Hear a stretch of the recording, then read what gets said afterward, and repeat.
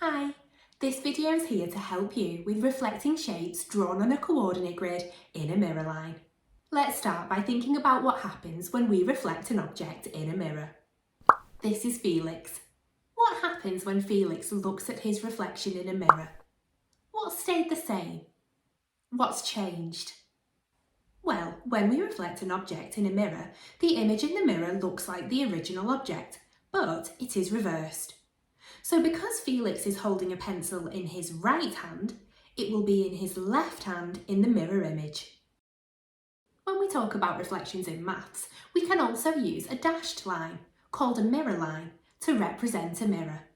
Here, a mirror line is used to show the reflection of this vase with a flower in it. What do you notice has stayed the same and what has changed when we reflect the flower and the vase?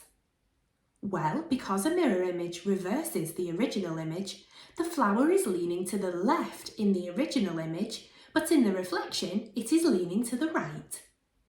Look at these images which use a mirror line. Which objects have been reflected correctly and which have not? Can you explain the reasons why you think an image is reflected correctly or incorrectly? Pause the video now and have a go.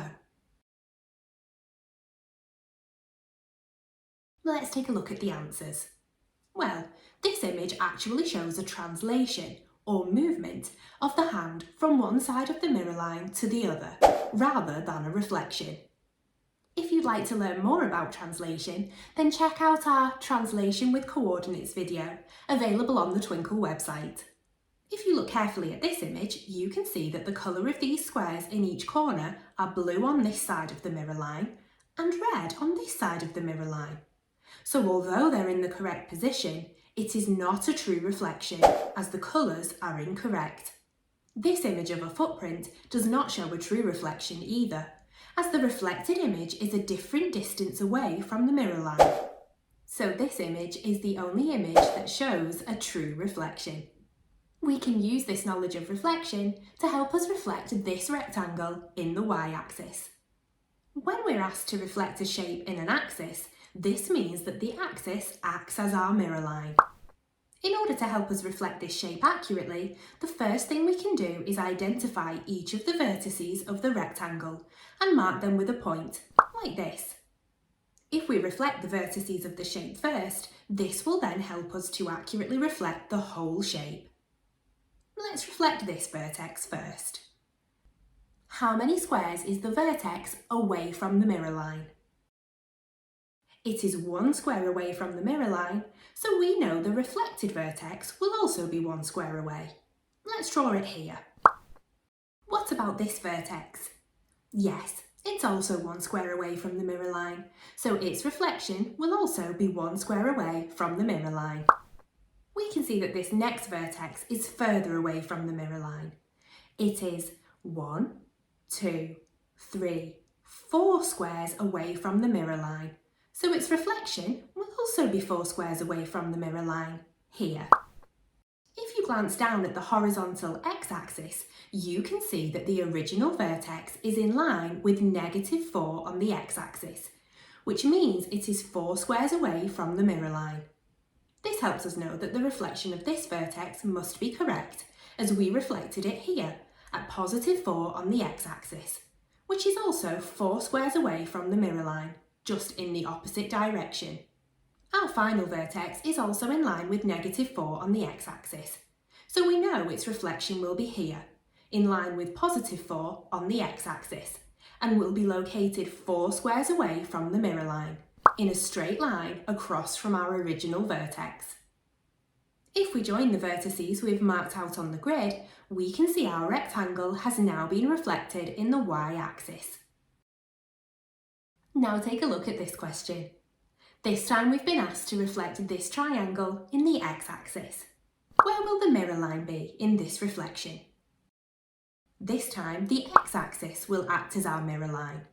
Let's mark each of the vertices with a point first.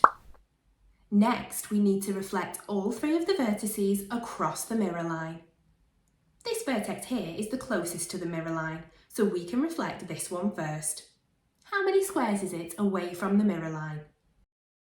That's right, it's 2 squares away from the mirror line, so its reflection will also be 2 squares away, and we can draw it here.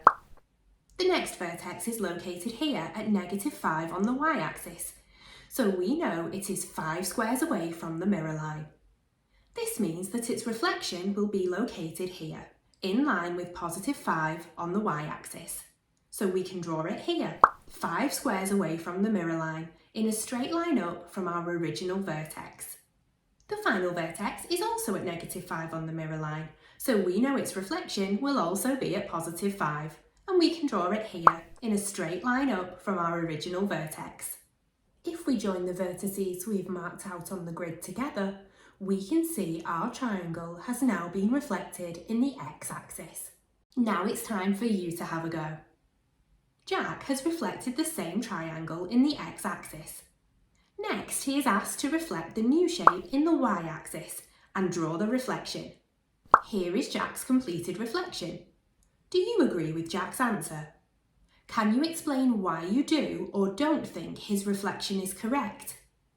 Pause the video now and have a go at the question. Well done. Let's take a look at the answer.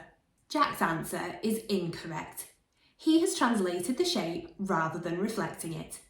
Let's check Jack's answer by reflecting the vertices one at a time.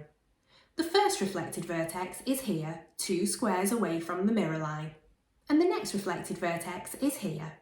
As the original vertex is in line with -4, the reflected vertex is in line with +4 on the x-axis, and therefore 4 squares away from the mirror line. So far, these vertices match the vertices in Jack's answer.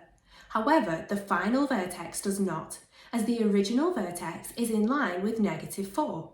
So when we reflect the final vertex, it is located here at +4, 4 squares away from the mirror line. When we join the vertices together, we can see the correctly reflected shape and can compare it to Jack's wrong answer, which actually shows a translation. I think that you're ready for a challenge now. Take a look at this question. Selma reflects this shape in the y-axis and draws vertex A in its new position. She then reflects the new shape in the x-axis and draws vertex A in its final position. What will be the new coordinates of vertex A after both reflections? Pause the video now and press play when you have an answer. All done? Let's take a look at the answer. After Selma has reflected the shape in the y-axis, vertex A will be located here. When she reflects the new shape in the x-axis, vertex A will be reflected into its final position here.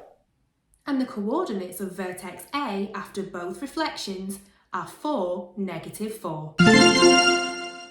Thanks for watching. For more maths support, check out our other maths concept videos, available on the Twinkl website.